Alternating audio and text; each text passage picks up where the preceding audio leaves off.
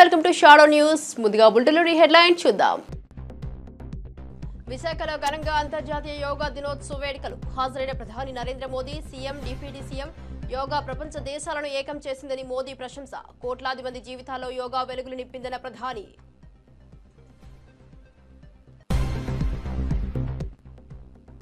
BRS MLA పాడి Kaushik Reddy arrest. Quarry యాజమానిని బెదిరించారనేది ప్రధాన ఆరోపణ. శంషాబాద్ విమానాశ్రయంలో అదుపులోకి తీసుకున్న వరంగల్ పోలీసులు. అనంతరం విచారణ నిమిత్తం వరంగల్ కు తరలింపు.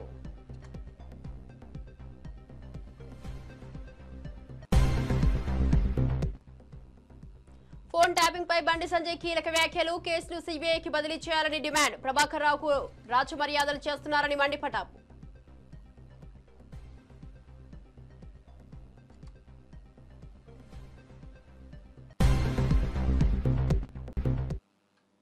డీటెయిల్ చూస్తే యోగా చేయడం వల్ల శారీరక మానసిక ఆరోగ్యం మెరుగుపడుతుందని, ఒత్తిడి తగ్గి రోగ నిరోధక శక్తి పెరుగుతుందని ఆంధ్రప్రదేశ్ ముఖ్యమంత్రి నారా చంద్రబాబు నాయుడు అన్నారు.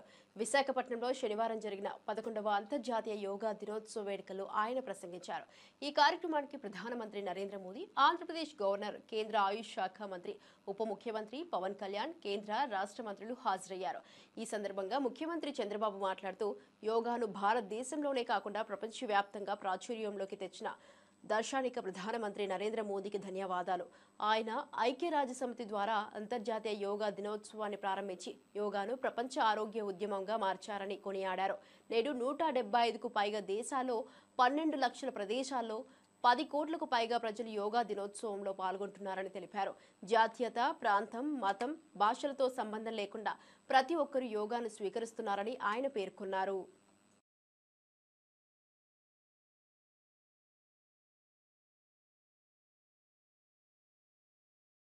ఒక ఉద్యమంలాగా యోగా కార్యక్రమంలో భాగస్వాములయ్యారు, సత్తా చాటారు. యోగాంధ్ర కార్యక్రమం ట్రెండ్ సెట్టర్గా నిలిచింది. నరేంద్ర మోడీ గారు ప్రారంభించిన ఈ ఉద్యమాన్ని మనం అందరం ఆచరించి జీవన విధానంగా మార్చుకొని అందరిలో చైతన్యం తీసుకొస్తూ తెలుగు జాతి ప్రపంచానికి ఆదర్శంగా నిలవాలని మనస్ఫూర్తిగా పిలిపిస్తున్నా. ఈ కార్యక్రమానికి ఇంత విజయవంతంగా నిర్వహించిన ప్రతి ఒక్కరికి మనస్ఫూర్తిగా ధన్యవాదాలు, కృతజ్ఞతలు. జై భారత్, జై ఆంధ్రప్రదేశ్. యోగా అనేది భారతీయులకు దక్కిన అమూల్యమైన గౌరవమని, దీన్ని ప్రపంచవ్యాప్తం చేసిన ఘనత ప్రధానమంత్రి నరేంద్ర మోదీకే చెందుతుందని జనసేన అధినేత, ఉప ముఖ్యమంత్రి పవన్ కళ్యాణ్ అన్నారు. విశాఖపట్నంలో శనివారం జరిగిన 11వ అంతర్జాతీయ యోగా దినోత్సవ వేడుకల్లో ఆయన ప్రసంగించారు. సూర్య భగవానునికి యోగా విద్యను అందించిన ఆదియోగి పరమశివునికి యోగశాస్త్ర రూపంలో మనకందించిన పతాంజలి మహర్షికి వందనాలు తెలుపుతూ తన ప్రసంగాన్ని ప్రారంభించారు. భారతీయ సనాతన ధర్మం యొక్క విశిష్టతను యోగా ద్వారా విశ్వవ్యాపితం చేసిన దర్శనికులు ప్రధాని నరేంద్ర మోదీ అని పవన్ కళ్యాణ్ కొనియాడారు. యోగా సాధకులు ఎంతటి దృఢ చిత్తాన్ని కలిగి ఉంటారో, ఒత్తిడిని జయించి సంకల్ప సాధకులుగా ఎలా నిలబడతారో చెప్పడానికి ప్రధాని మోదీయే నిలువెత్తు ఉదాహరణని ఆయన పేర్కొన్నారు. అంతర్జాతీయ యోగా దినోత్సవం యావత్ భారత ప్రజలకు, భారతీయులందరికీ దక్కిన గౌరవంగా ఆయన అభివర్ణించారు. చేసిన దార్శనికులు మాత్రం గౌరవ ప్రధానమంత్రి శ్రీ నరేంద్ర మోదీ గారు. భారతీయ సనాతన ధర్మం తాలూకు విశిష్టతను యోగా ద్వారా విశ్వవ్యాపితం చేసిన ఘనత ఆయన సొంతం. యోగా సాధకులు ఎంతటి దృఢచిత్తాన్ని కలిగి ఉంటారు, ఒత్తిడి జయించి సంకల్ప సాధకులుగా ఎలా నిలబడతారన్న దానికి కూడా మన గౌరవ ప్రధాని శ్రీ మోదీజీ గారు నిలువెత్తు ఉదాహరణ. ప్రపంచ యోగా దినోత్సవం యావత్ భారతవానికి, భారతీయులకి దక్కిన గౌరవం. సరిగ్గా ఒక 2014లో అప్పుడే ఐక్యరాజ్య సమితిలో గౌరవ ప్రధానమంత్రి మోదీ గారు ప్రవేశపెట్టినప్పుడు దాదాపు 177 దేశాలు ఈ రెజల్యూషన్కి మద్దతు పలికినాయి. ఇంతమంది మద్దతుని కూడగట్టగలిగి ఈ రోజున మనకి 2015 నుంచి యోగా దినోత్సవం ప్రారంభమైంది. ఈ రోజున గౌరవ ప్రధానమంత్రి మోదీజీ గారి పిలుపు మేరకు మనం మొదట విశాఖ 11వ యోగా దినోత్సవ సంబరాలకు వేదిక అయింది. శ్రీ మోదీజీ గారి సమక్షంలో గౌరవ ముఖ్యమంత్రి వర్యులు శ్రీ చంద్రబాబు నాయుడు గారి కృషితో ప్రపంచ రికార్డుకు వేదికగా నిలిచింది. విశ్వనరులు మోదీజీ గారి పిలుపు మేరకు యోగా ఒక వన్ ఎర్త్ వన్ హెల్త్ ఈ ఆరోగ్యం థీమ్ని ఈ వేదిక నుంచి ప్రతి ఒక్కరూ ముందుకు తీసుకెళ్లాలని మనస్ఫూర్తిగా కోరుకుంటూ, ఇక్కడ ఆసీనులైన మీ అందరికీ ఇక్కడికి వచ్చేసిన ప్రతి ఒక్కరికి కూడా పేరు పేరున నా హృదయపూర్వక వందనాలు, నమస్కారాలు. అంతర్జాతీయ యోగా దినోత్సవాన్ని పురస్కరించుకుని విశాఖపట్నంలో జరిగిన కార్యక్రమంలో భారత ప్రధానమంత్రి నరేంద్ర మోదీ పాల్గొన్నారు. ఈ సందర్భంగా ఆయన మాట్లాడుతూ యోగాకు వయస్సు, హద్దులు వంటి పరిమితులు లేవని, ఇది అందరికీ చెందిందని స్పష్టం చేశారు. ప్రపంచవ్యాప్తంగా కోట్లాది మంది ప్రజల జీవన శైలిలో యోగా అంతర్భాగంగా మారిందని, ఇది ప్రపంచాన్ని ఏకం చేసే శక్తిగా నిలిచిందని ఆయన అన్నారు. ఆంధ్రప్రదేశ్ ప్రభుత్వం చేపట్టిన యోగాంధ్ర కార్యక్రమాన్ని, ముఖ్యంగా నారా లోకేష్ కృషిని ప్రధాని ప్రత్యేకంగా అభినందించారు. ఈ కార్యక్రమానికి ఆంధ్రప్రదేశ్ గవర్నర్ సయ్యద్ అబ్దుల్ నజీర్, ముఖ్యమంత్రి నారా చంద్రబాబు నాయుడు, ఉప ముఖ్యమంత్రి పవన్ కళ్యాణ్, కేంద్ర మంత్రులు కింజారపు రామ్మోహన్ నాయుడు, ప్రతాపరావు జాదవ్, డాక్టర్ చంద్రశేఖర్ పెమ్మసాని, భూపతిరాజు శ్రీనివాస్ వర్మ తదితరులు హాజరయ్యారు.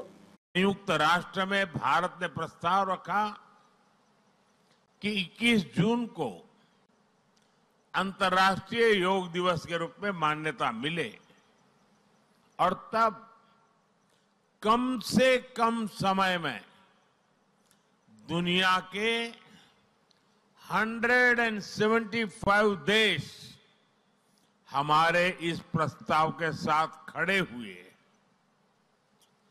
आज की दुनिया में ऐसी एकजुटता, ऐसा समर्थन सामान्य घटना नहीं है।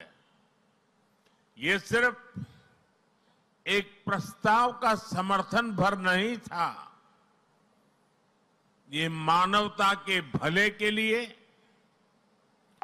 दुनिया का सामूहिक प्रयास था। आज 11 साल बाद हम देख रहे हैं कि योग दुनिया भर में करोड़ों लोगों की जीवन शैली का हिस्सा बन चुका है। मुझे गर्व होता है जब मैं देखता हूं कि हमारे दिव्यांग साथी ब्रेल में योग शास्त्र पढ़ते हैं, वैज्ञानिक अंतरिक्ष में योग करते हैं,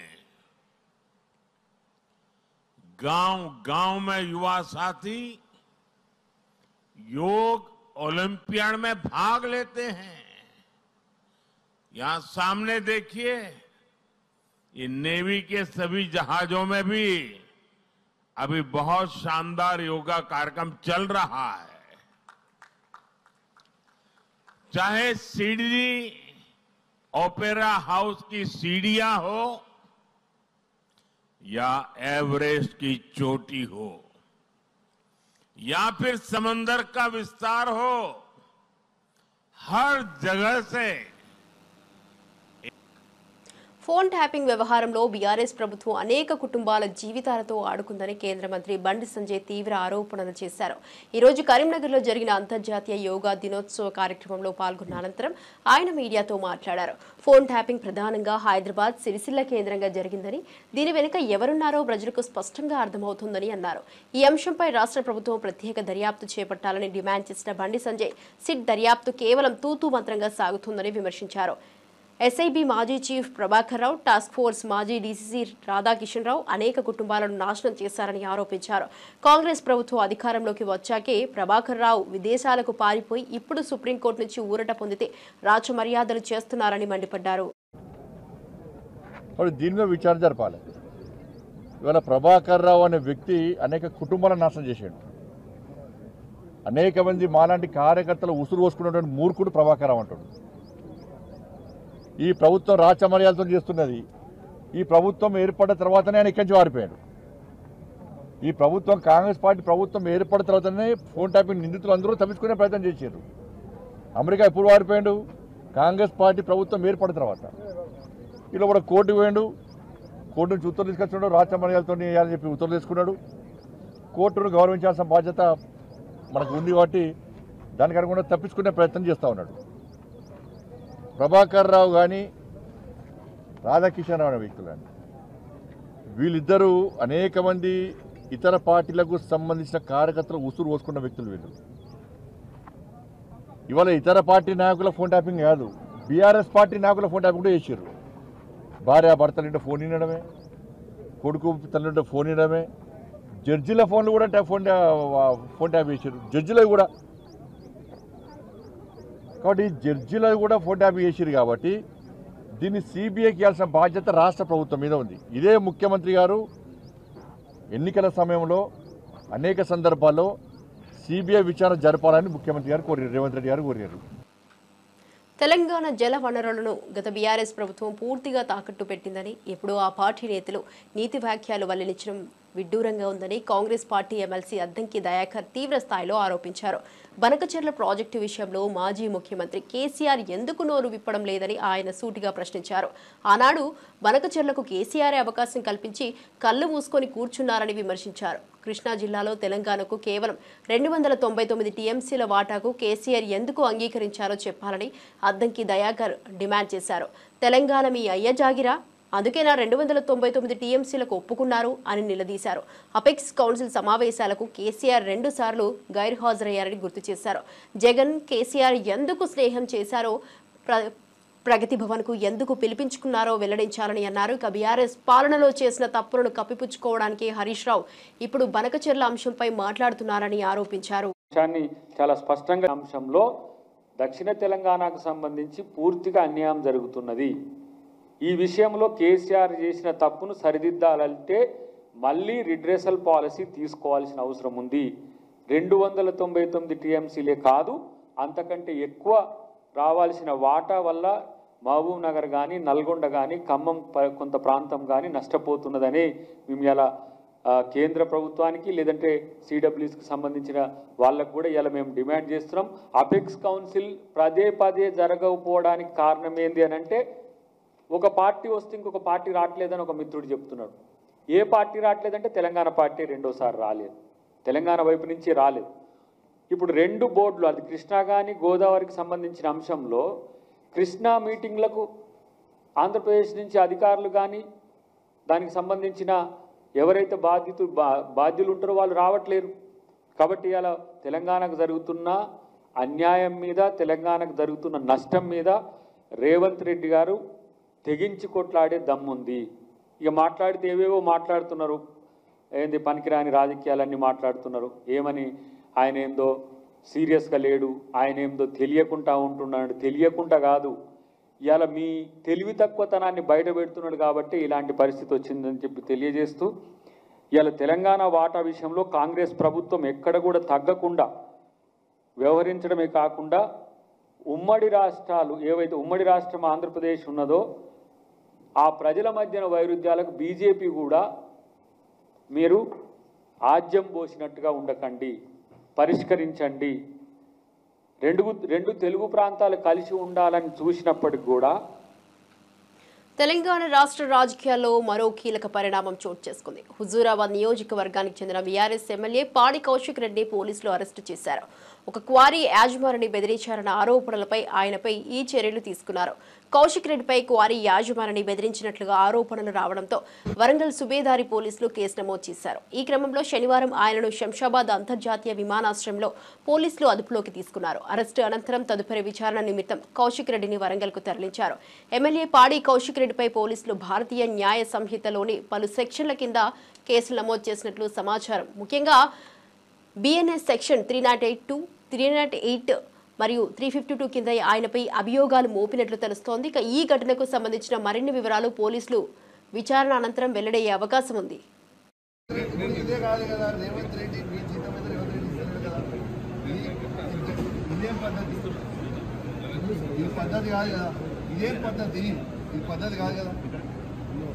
ఇది పూర్తిగా అన్యాయం. రేవంత్ రెడ్డి గారు పెట్టుకున్న అక్రమ కేసు ఇది. కమలాపూర్ మండలంలో గుండే గ్రామంలో ఇల్లీగల్ మైన్ నడుస్తూ ఉంది. దీనికి ఆయన రేవంత్ రెడ్డి ఆధ్వర్యంలో సీతక్క, తర్వాత కడియం శ్రీహరి, ఎమ్మెల్యే నాగరాజ్ గారి బెనామీ ఖచ్చితంగా నిలదీస్తాం, ఖచ్చితంగా అడుగుతూనే ఉంటాం, ఊపుకునే ప్రసక్తే లేదు. మీరు చేస్తున్న అన్యాయం, ఇల్లీగల్ మైనింగ్ నడుస్తుంది. అక్కడ కేవలం 2.5 హెక్టర్స్ మాత్రమే ఉంటే ఇలా ఆడ ఇల్లీగల్ మైనింగ్ 20 ఎకరాలలో చేస్తూ ఉన్నారు. గుండేడ్ గ్రామ ప్రజలందరికీ కూడా చాలా ఇబ్బంది అవుతా ఉంది. గుండేడ్ గ్రామ ప్రజలు మొత్తం కూడా ఇబ్బంది పడుతూ ఉన్నారని చెప్పి కూడా ఈ సందర్భంగా తెలియజేస్తా ఉన్నాను. ఆ ప్రజలు ఇలా హెల్మెట్లు పెట్టుకొని మరి చేసే పరిస్థితిగా ఉంది. ఇలా ప్రజలందరూ కూడా గమనించాలి. ఇలా రేవంత్ రెడ్డి గారు చేస్తున్న అక్రమ అరెస్టులు, అక్రమ కేసులకి నువ్వు రేవంత్ రెడ్డి గుర్తుపెట్టుకో, నువ్వు ఎన్ని కేసులు పెట్టినా ఎన్ని బెదిరించినా భయపడేది లేదు. నీ సంగతి తప్పకుండా చెప్తాం, ఖచ్చితంగా ప్రజలలో చెప్తాం, ఖచ్చితంగా చెప్పే ప్రయత్నం చేస్తాం. జై తెలంగాణ, జై కేసీఆర్. రాష్ట్ర వ్యాప్తంగా అంతర్జాతీయ యోగా దినోత్సవ కార్యక్రమాలు విజయవంతంగా ముగిసిన నేపథ్యంలో సీఎం చంద్రబాబు విశాఖపట్నం కలెక్టర్ కార్యాలయంలో మంత్రులు, అధికారులతో సమీక్ష సమావేశం నిర్వహించారు. ముఖ్యంగా విశాఖపట్నంతో పాటు రాష్ట్రంలోని వివిధ ప్రాంతాల్లో యోగా దినోత్సవం జరిగిన తీరుపై ఈ సమావేశంలో చర్చించారు. యోగా దినోత్సవం ఇంతటి ఘన విజయం సాధించడం పట్ల సీఎం చంద్రబాబు హర్షం వ్యక్తం చేశారు. ప్రజల సహకారం, వారి క్రియాశీల భాగస్వామ్యం, అన్ని ప్రభుత్వ విభాగాల సమన్వయంతోనే ఇది సాధ్యమైందని పేర్కొన్నారు. ఇలాంటి ఒక మంచి కార్యక్రమంలో ఇది గొప్ప ముందడుగు అని ఆయన వ్యాఖ్యానించారు.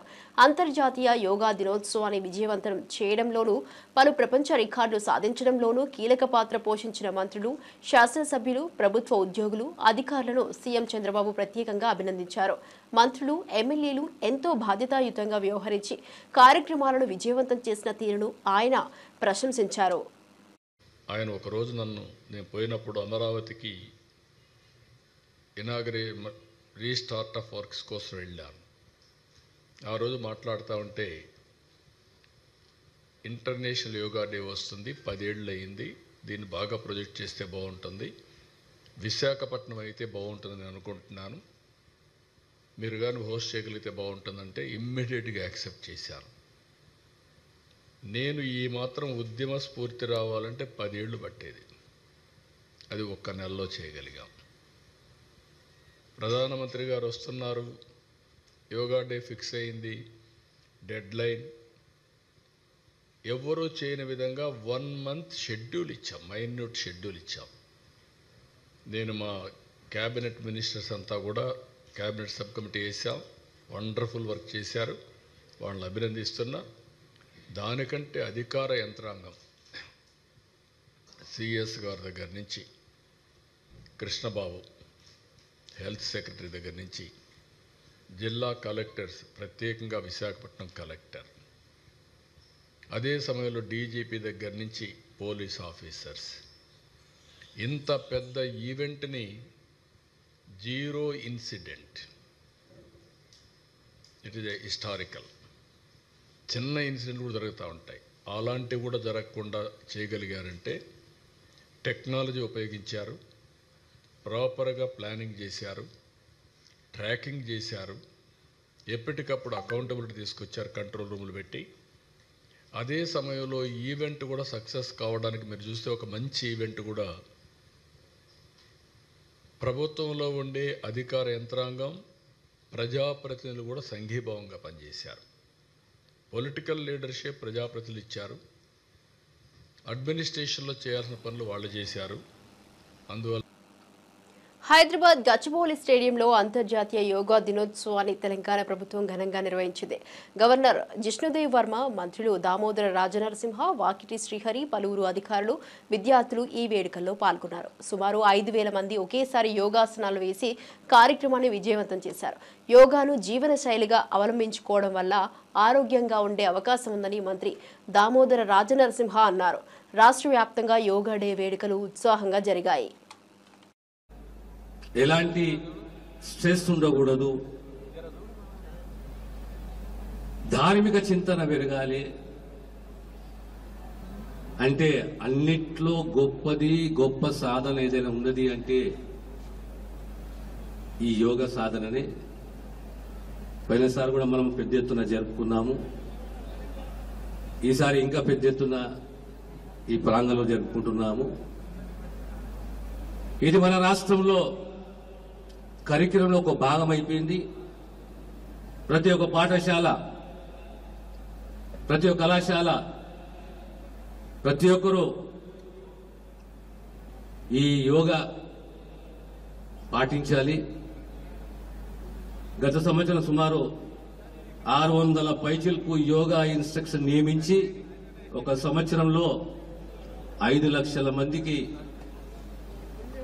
యోగాను, దాని యొక్క ప్రాముఖ్యత, దాని యొక్క గొప్పతనము, జనజీవనంలో ఎంత అవసరమో అనేది వాళ్ళ నియామకాలు, ఓ కరికులము, అదే రకంగా రాబోయే కాలంలో ఇంకో కనీసం ఒక 300 మంది ఇన్స్ట్రక్టర్ని నియమించాలని చెప్పి ప్రభుత్వం ఆలోచన చేస్తున్నది. So yoga should be a part of our life. Our food habits, our lifestyle, our mental stress. One way out for to live a content, peaceful life is daily yoga should be a part of our life. And you need an instructor initially. And the government of Telangana ఆ దిశగా కృషి చేస్తున్నది. ప్రతి తెలంగాణ పౌరుడు, ప్రతి కుటుంబము యోగ విద్యలో విశ్వాసంతో 11వ అంతర్జాతీయ యోగా దినోత్సవం సందర్భంగా విశాఖలో నిర్వహించిన యోగాంధ్ర కార్యక్రమం గిన్నిస్ వరల్డ్ రికార్డ్ సాధించింది. రామకృష్ణ బీచ్ నుంచి భీమిలి వరకు 3.1 లక్షల మంది ఒకే మార్గంలో యోగాసనాలు వేసి ప్రపంచ రికార్డు నెలకొల్పారు. ఈ చారిత్రక ఘట్టానికి ప్రధాని మోదీ, సీఎం చంద్రబాబు, మంత్రులు పవన్ కళ్యాణ్, లోకేష్, సత్యకుమార్లు సాక్షులయ్యారు.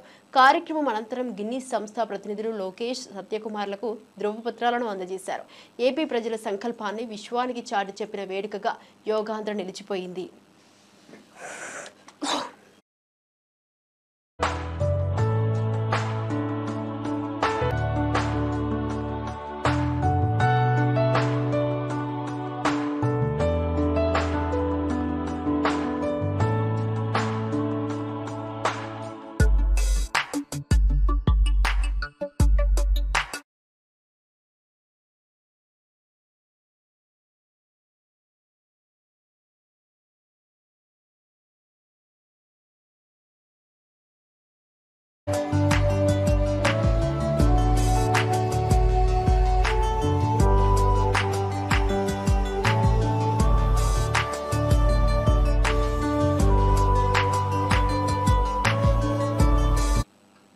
తిరుమలలో శ్రీవారిని కుటుంబ సభ్యులతో కలిసి మాజీ మంత్రి పెద్దిరెడ్డి రామచంద్రారెడ్డి దర్శించుకున్నారు.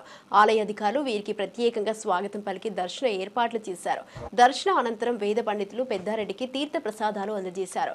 కుటుంబ సభ్యులతో కలిసి శ్రీవారి కృపకు ధన్యవాదాలు చెబుతూ పెద్దిరెడ్డి భక్తి శ్రద్ధలతో పూజలు నిర్వహించారు. తిరుమల దర్శనానికి వచ్చిన అభిమానులు పెద్దిరెడ్డిని చూసి కలిసేందుకు ఆసక్తి కనబరిచారు. ఇక శ్రీవారి దర్శనంతో కుటుంబానికి శాంతి, ఐశ్వర్యం లభించాలని ఆకాంక్షించారు.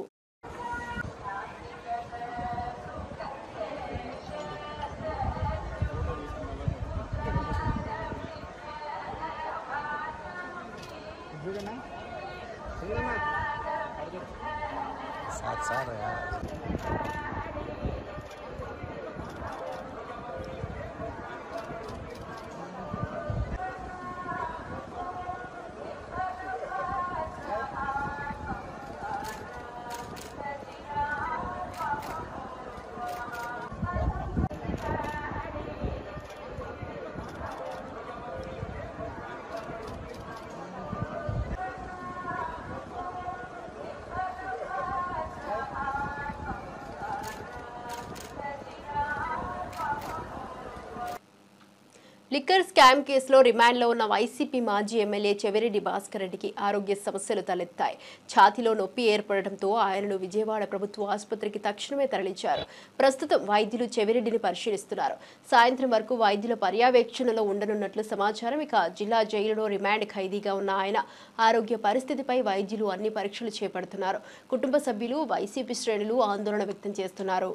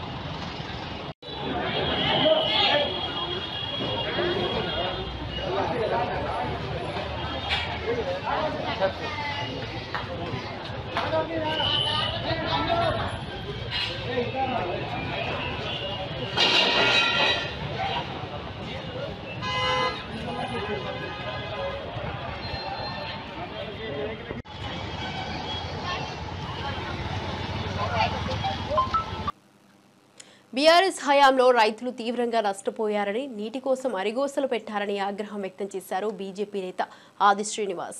బనకచెర్ల ప్రాజెక్టును బీఆర్ఎస్ నాయకులే తాము వ్యతిరేకించారని ఇప్పుడు అదే విషయాన్ని హైలైట్ చేస్తూ మాటలు మార్చడం ఏంటని ప్రశ్నించారు. కేంద్ర జలవనరుల శాఖకు నేకలు రాష్ట్ర చరిత్ర బీఆర్ఎస్కే చెల్లుబాటు అవుతుందన్నారు. బీఆర్ఎస్ నేతలు రాజకీయ లబ్ధి కోసమే ఇప్పుడు రైతుల పక్షాన మాట్లాడుతున్నట్టు నటిస్తున్నారని విమర్శించారు. మామ అల్లుళ్ళు ఇద్దరు కూడా 10 సంవత్సరాలు సాగునీటి శాఖ మార్చులుగా ఉండి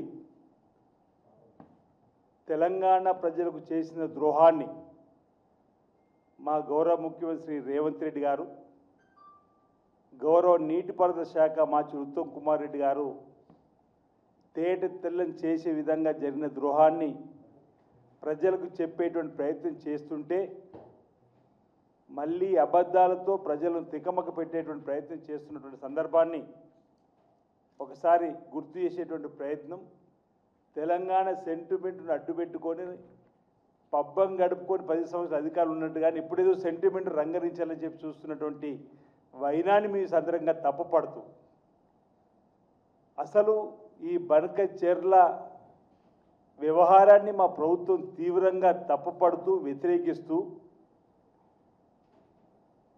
కేంద్ర జలవనరుల శాఖ మార్చులకు ఇప్పటికే జనవరి నుండి మార్చి నుండి మేము ఈ తెలంగాణ రాష్ట్ర ప్రభుత్వం ఈ బనకచెర్లకు వ్యతిరేకంగా ఉందనేటువంటి మాటను చెబుతూ లేఖలు రాసినటువంటి అంశాన్ని కూడా చెప్పినప్పటికీ ఇది మేము మాట్లాడితేనే మేలుకొన్నది ప్రభుత్వం చెప్పిన మాట.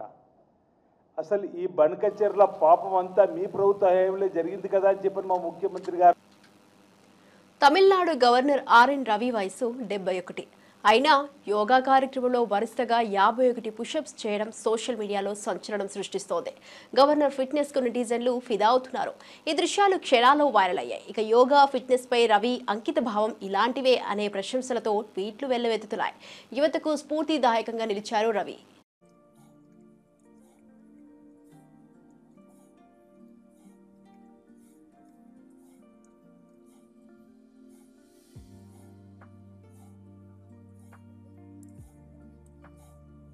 '22, '23, '24, '25, '26, '27.